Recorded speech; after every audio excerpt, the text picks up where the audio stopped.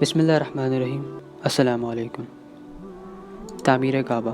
رسول خدا صلی اللہ علیہ وسلم کی عمر مبارک جب تقریباً 35 سال کی ہوئی تو مکے میں ایک اہم واقعہ رونما ہوا، اور وہ یہ کہ کعبے کی عمارت کو بارش کی وجہ سے بہت نقصان پہنچا، جس کی بنا پر قریش نے یہ طے کیا کہ موجودہ عمارت کو گرا کر کعبے کی ازسر نو تعمیر کی جائے۔